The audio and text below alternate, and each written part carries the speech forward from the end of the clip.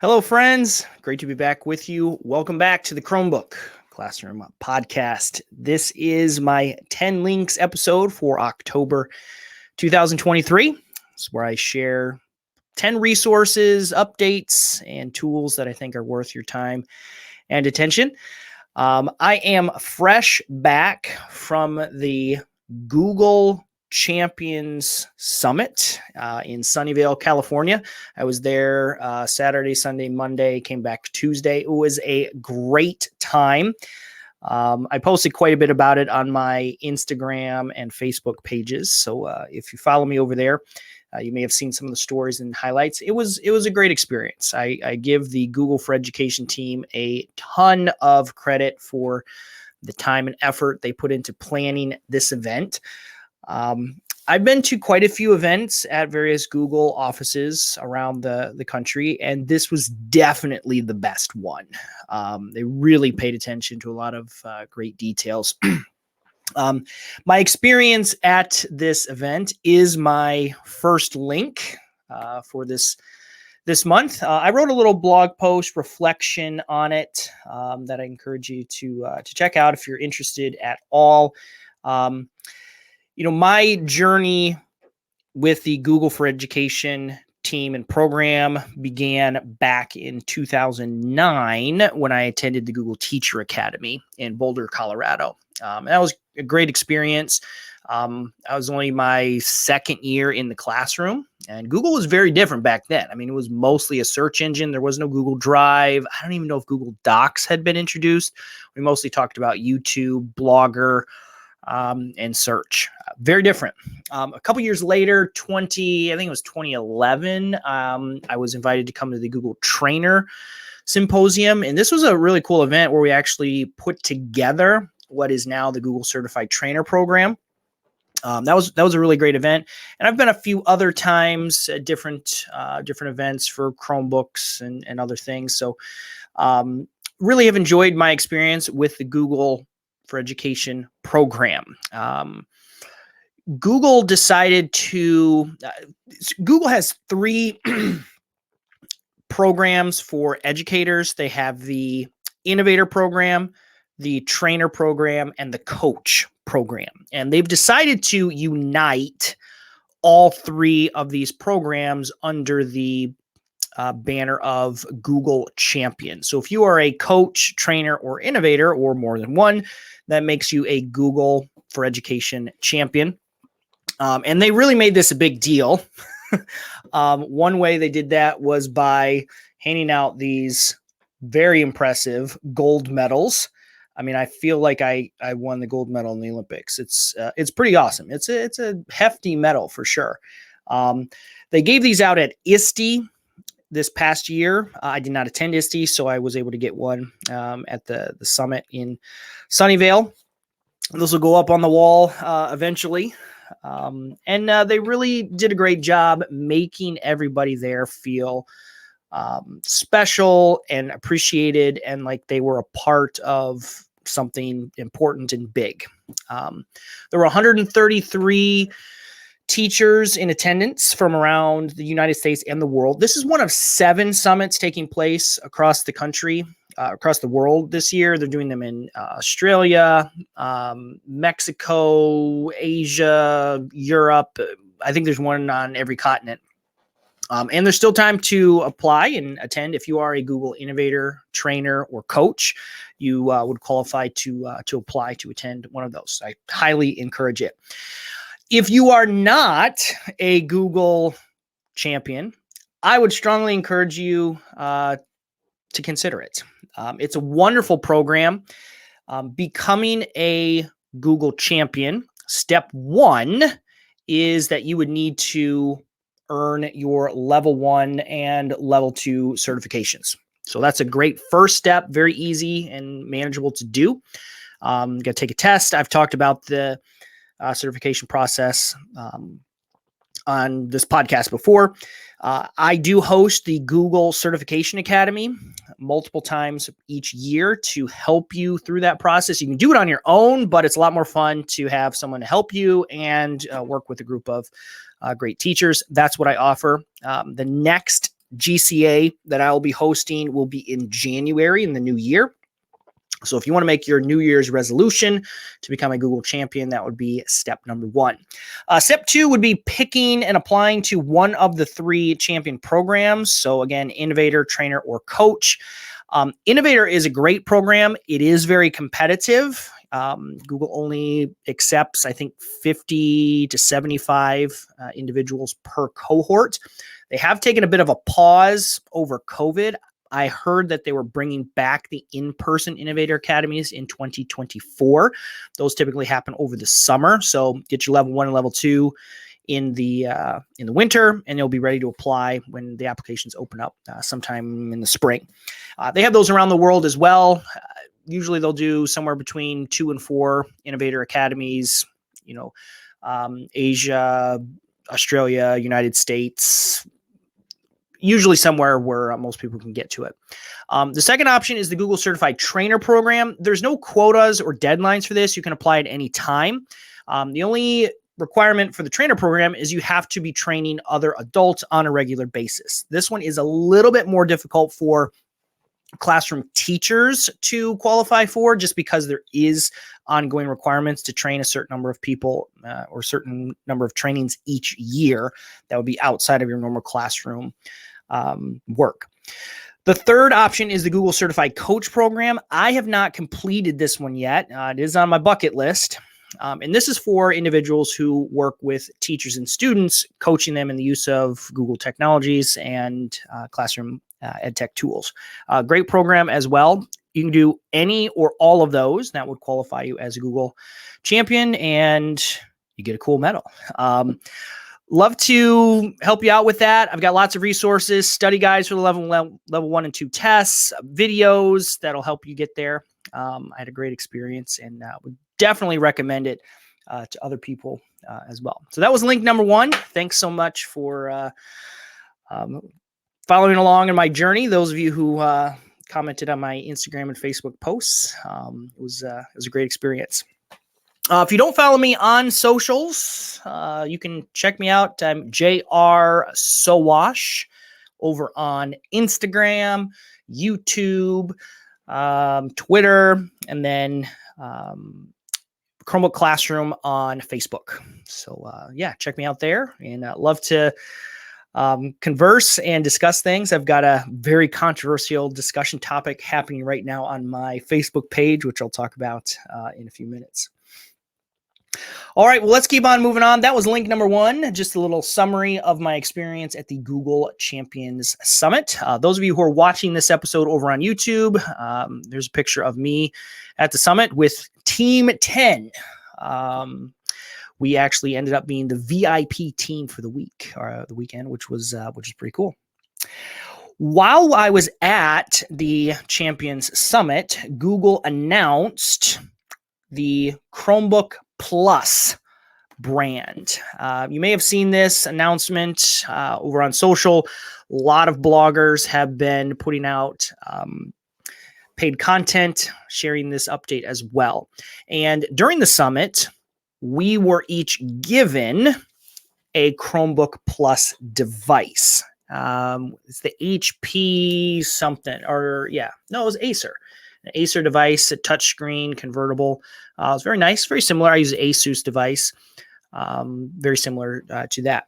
Now, this is an interesting move on the part of Google. I mean, as you are well aware, Google has kind of cornered the market on classroom technology. I mean, I think we're still over 60% of classroom devices are Chromebooks, but that integration has not occurred at the teacher level as much. And so Google is trying to help people understand that there are very inexpensive Chromebooks that are great for elementary, middle school students, but there are much more powerful and business class devices available for teachers and other professionals. And to signify that difference, they've introduced this new Chromebook Plus brand. So any device that meets a minimum set of specifications will be labeled as a Chromebook Plus device.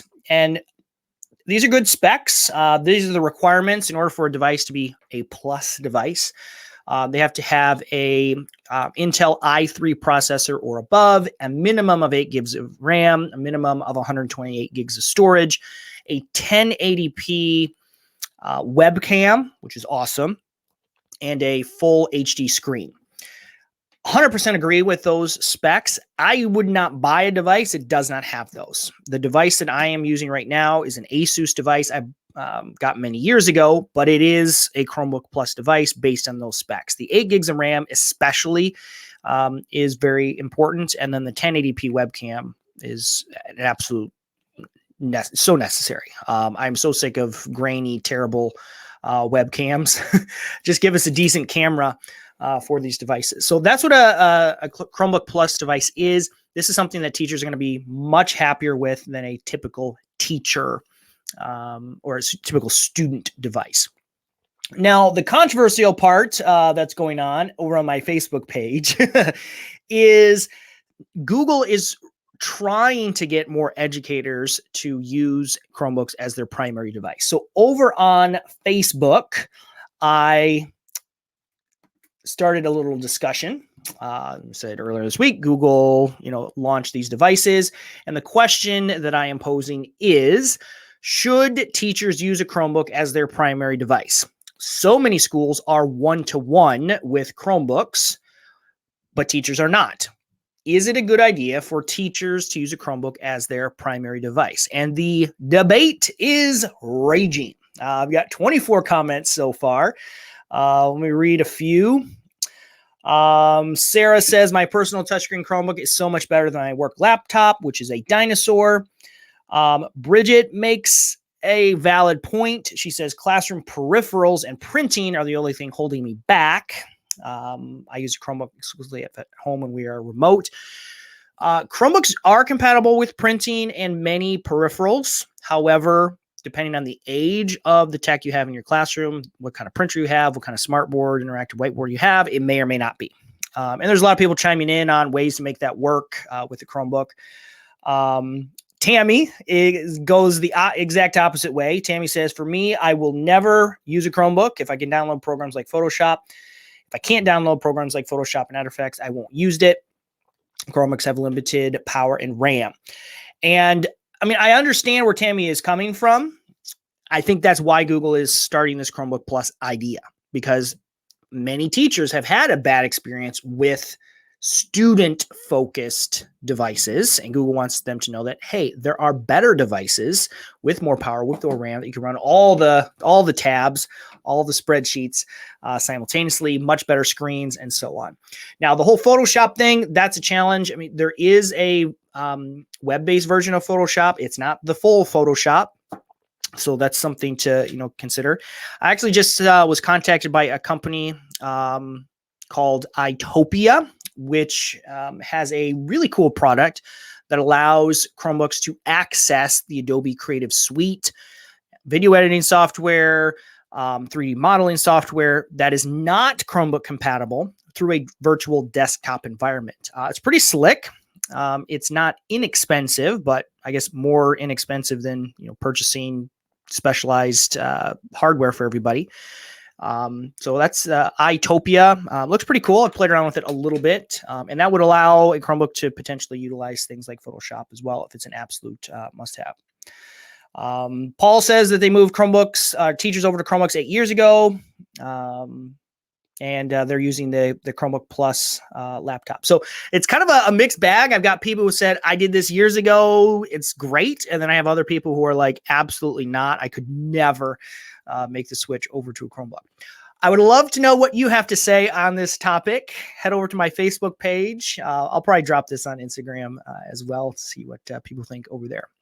But that was link number 2, something like that. Link number 2 for this month, the Chromebook Plus brand. Want to take a quick pause here to thank VIZOR for Chromebooks for sponsoring this episode. VIZOR helps schools manage their IT technology assets, including teacher laptops. So if you want to keep track of which teachers have which devices, when they're due for upgrades, VIZOR could help you do that very easily. They can manage thousands, tens of thousands, hundreds of thousands of devices very easily. VIZOR integrates with the Google Admin Console and your student information system to bring all that data into one place where you can see what's going on, what devices are out for repair, who's been assigned devices, cases, chargers, and so on. It's not just Chromebooks. It can be any piece of technology. This is a device management software. So digital cameras, iPads, smart boards, Chromecasts, any physical item can be managed in VIZOR. You can learn more about VIZOR and get 20% off your first year by heading over to VIZOR.cloud/CBC. That's VIZOR.cloud/CBC. Grateful for VIZOR for supporting this podcast and letting me share information with you free of charge. All right, let's keep on moving here for 10 links for October 2023. The next update is one you probably have heard about. Google has decided to discontinue Jamboard. I put together a episode on this a little while ago, which you may have listened to, and then I also put a video together over on my YouTube channel describing what this change means for educators. It's kind of disappointing that Jamboard's going away. I know a lot of teachers used it heavily over the pandemic. I did get a little bit of insight on this switch while I was at the Google offices in California. I mean, it was definitely a topic that was brought up a lot. My understanding is that Jamboard, the management and development of Jamboard was under the Google Workspace for Business team. So the business team is actually the one that was in charge of it. Jamboard never gained traction in the business environment. I mean, there's so many other better options for business level collaboration, from FigJam to Miro. There's so many. And so eventually the business team was like, you know what, we can't build up Jamboard enough to compete with these other products. It's got to go. Now, the education division, teachers like us, use Jamboard a ton. And we would love it. Evidently, there were discussions about moving Jamboard from the business team into the education team. But the education team, which is much smaller than the business team, simply does not have the manpower to take on another product, in addition to Google Classroom and practice sets and all the other things that they're doing. And unfortunately, the end result is Jamboard had to be discontinued. So Google knows that teachers and students are using Jamboard, but from a business perspective, the business team, they're looking at their data and no one's using it on the business side, and that's who they're responsible to. So it's unfortunate. Teachers have asked me, is there any chance that Google is going to reverse their decision on this? Doesn't look like it. I think it's a pretty firm move in this direction. So you have a year to continue using Jamboard. It'll be available for this entire school year. October of 2024 is when Jamboard will officially no longer be available, and you'll need to look at some alternatives. The video and the blog post that I put together does suggest many different alternatives. FigJam, without question, is becoming the leading recommendation. So many people talking about FigJam right now. It's a great tool. It's really great, way more advanced and powerful than Jamboard ever was. If you like to stay inside of Google and you just need something very simple, if FigJam is too complex for you, then I would just use Google Slides. Doesn't have every feature that FigJam, that Jamboard offers, but it's pretty close. Drawing would be the most notable missing feature inside of Google Slides.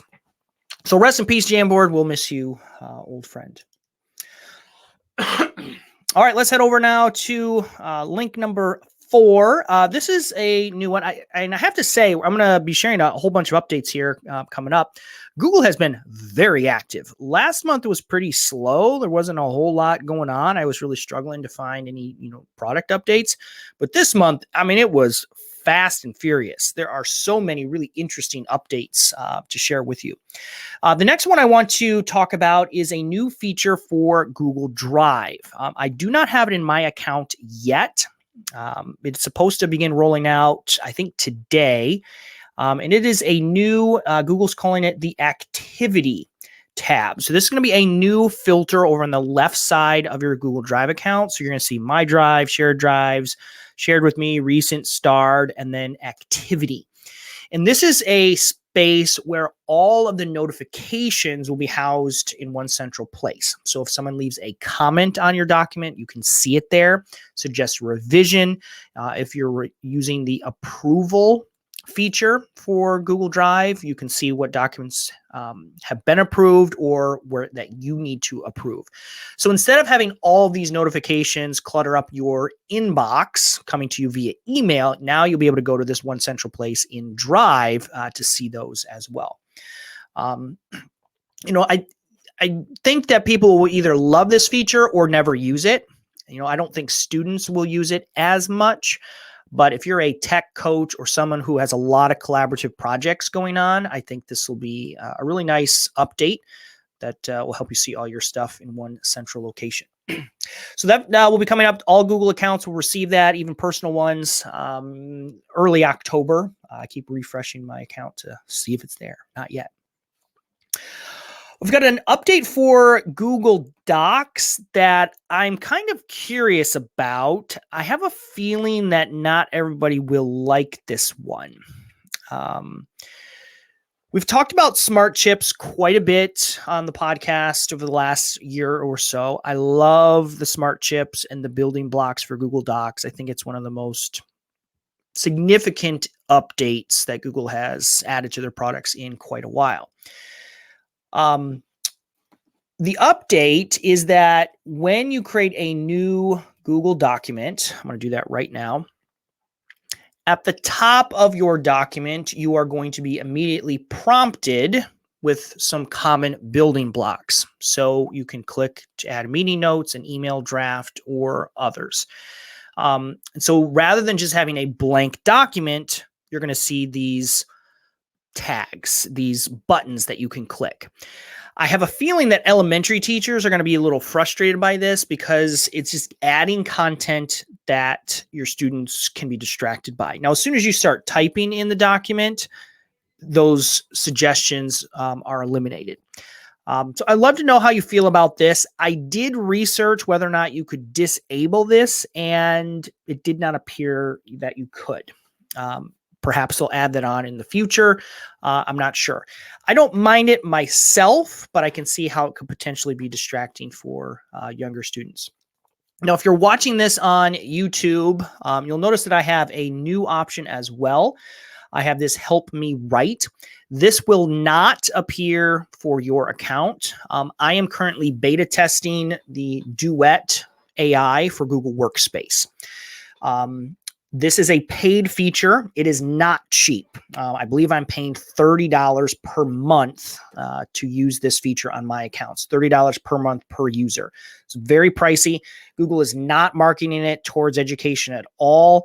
They're really focusing it towards business, but I did convince my reseller to add it to my account so I could try it out. So this brings the power of AI into Gmail, Drive, Sheets, and so on. I'm still playing with it. So, this Help Me Write. I can just say, write a lesson plan for a 4th grade science class on the solar system. Let's see what happens. So this is Google Bard, which is Google's version of ChatGPT. Instead of having to go to ChatGPT or Bard and type my prompt in, then copy it over to Google Docs, I can now request that right from within the document itself. And then if I like it, just click insert into the document. So I'm still playing around with it. I'm still exploring it. I'll do a full report once I have a little more experience using it.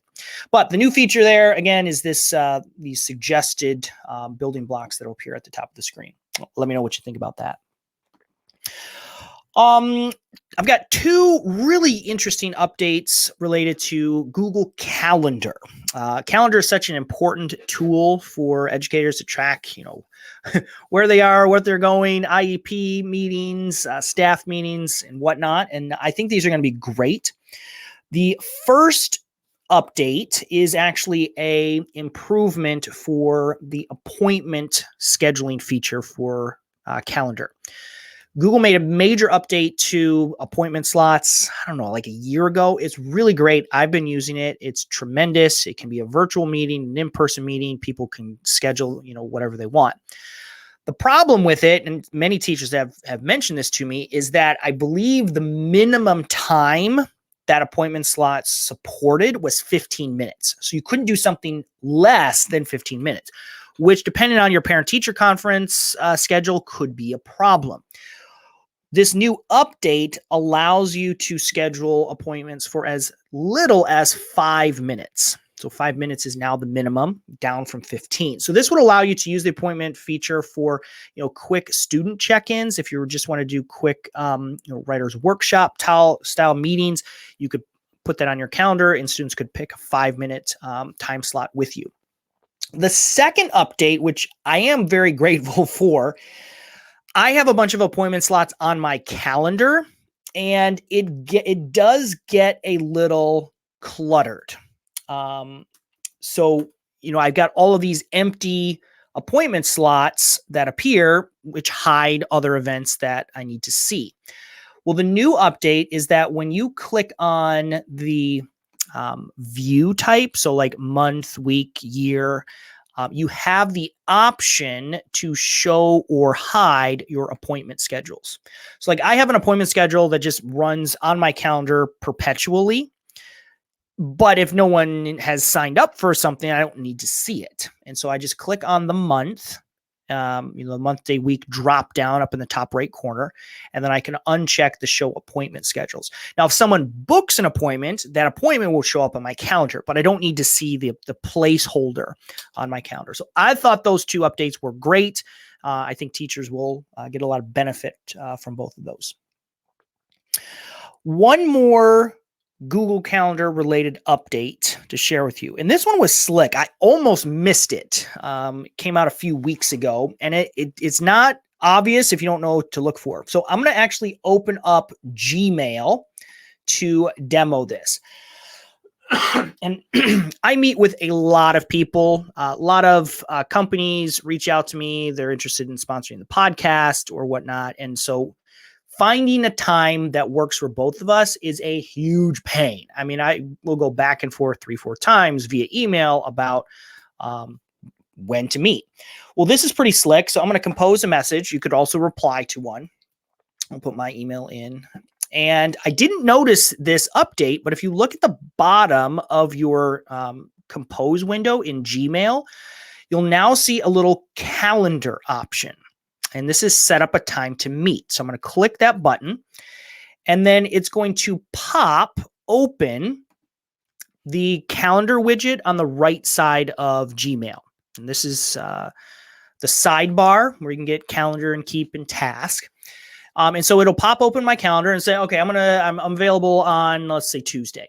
Okay, so I can look at my calendar, and then this is slick. What I do is I just drag my mouse on that calendar and say, I'm available between, not 1 a.m. Let's get rid of that. We'll go during the workday. I'm available from, 1 to 4. Anytime between 1 and 4 is totally fine. So I select that time, and it essentially builds a mini appointment schedule for just this email. And then I hit next and add to email. And so it actually sticks, again, this mini appointment slot feature into the email, which I can send to the person, and then they can click the time that works for them. I mean, it's brilliant. It's really great. It's a lot better than having to, go to calendar and create a new appointment schedule for just that person. So I'm super excited to try this out the next time I have to schedule a one-on-one meeting with someone else. If you have a parent that you need to meet with and can't get your schedules to match up, this would be an awesome new feature. All right, let me look at the update for this. This came out, this is on September 13th, so just under a month ago. And I believe this is available for everyone. I don't think this is requires any special workspace subscription. Correct me if I'm wrong, but I don't see that on here. This is on the Keyword Google blog. So some real solid work from the Google Calendar team this month. A couple more resources to share with you. Halloween is just around the corner, and want to share my pumpkin carving activity with you. This is a free Google slide template that I put together quite a few years ago that your students can use to carve a digital pumpkin. Works for all ages. I've done this with adults and high schoolers and elementary students. It's fun for everybody. Younger students can simply just drag some of the pre-made shapes onto their pumpkin, but it's a lot of fun if you teach students how to use the polyline tool. So this is under the line tool in Google Slides, and every time you click, it adds a new pivot point, and you can make any shape that you want. And so it really does feel like carving an actual pumpkin. If you're watching on YouTube, I'll flip through some examples from other teachers. Kind of creative. Looks about like what my pumpkins do when I carve them. Very skillful. Some faces and eyes. So this is a fun activity, very simple. Teach some basic Google Slide skills, mouse dexterity skills, design. You could certainly turn this into a math activity, talking about various shapes and size and what are the names of those shapes, graphic design. So a lot of fun. I'll give you this template. You can make a copy and share that with your students this Halloween season. The next update is also related to Google Slides. So I'm going to stay right here. Now, all Google products are collaborative. In that you can edit together and see what changes other people are making. Google Slides has changed a lot, and this next update is Google recognizing this change. Many people are using Google Slides as a graphic design tool over and above a presentation tool. And while I can see people's little cursors blinking when they're typing in Google Slides, I really need to see their mouse clicking and moving. And so Google has announced the ability for live cursors. So if you go to the View menu in Google Slides, you will see a new option for live pointers. And you can toggle on and off the ability for other people to see your mouse pointer and see everyone else's. You can obviously see where someone is typing, but if they're not typing, if they're moving a shape, it's also helpful to see that they're doing that. This is great for collaborative group projects. It's also very helpful for teachers who want to demo something, and so they can make their cursor visible so that students can see exactly what they're doing. This is a great addition to an update I talked about a while ago, where you can follow another person. So if I am on a slide and someone else is here, so if your students are with you, your icon, your little profile should appear up in the top. And if you click on that person's picture, you can follow them. And so as they move through the Google slide, you'll be able to, peek over their shoulder. This is great when, again, you as a teacher want to demo something for your students, but it's also good if you want to see where is, Alex working? What slide are they on? What are they doing? You can click on their profile picture, and wherever they go, you'll follow right behind them. Some cool updates for Google Slides. You can try that out with the pumpkin carving activity in your classroom. One more resource to share with you today. AI continues to be the hottest topic in education. And I have recently been introduced to magicschool.ai. Magicschool.ai. This is a free resource for teachers that harnesses the power of generative AI. ChatGPT was awesome because it demonstrated the potential for artificial intelligence. But to be very honest, it's annoying to have to go to ChatGPT, type in a prompt, get what you want, but then you have to copy it or move it into other tools. And you also have to explain yourself to ChatGPT. If you want a rubric, you have to say, create me a rubric with criterion and 6 categories ranked 1 through 5 or A through D. You have to very clearly explain what you want. Magicschool.ai is specifically optimized for teachers. So they have a rubric generator. It already knows what a rubric is and is supposed to look like. So you don't have to explain it as much to the AI bot. So I pick my grade level, I pick my standard or my goal, research paper, and how many points I want. So these are, again, just drop downs. I hit generate. And it builds it for me. Much faster than what I would have to do inside of a tool like ChatGPT or Google Bard. The rubric creator is just one of, I don't even know, 1, 4, 8, 12, 16. I mean, they've got more than 30 different AI resources for educators. As a science teacher, I thought this one was very interesting. The Science Lab Generator. You tell it what you're studying, what materials you have, and it'll create a lab for you.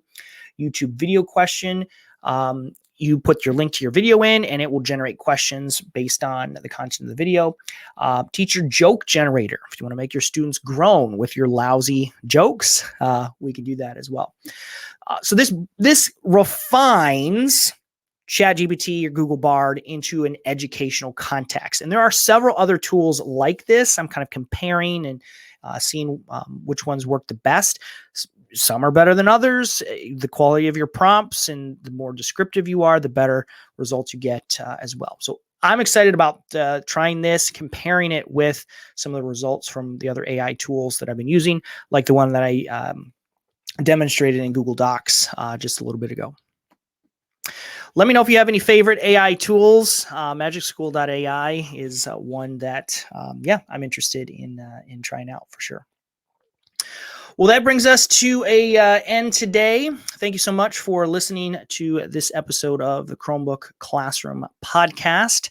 I had a chance to meet some podcast listeners back at the Google Summit, which was awesome. Podcasting is a real interesting experience because you just kind of put these episodes out here and you hope people listen. You hope people know.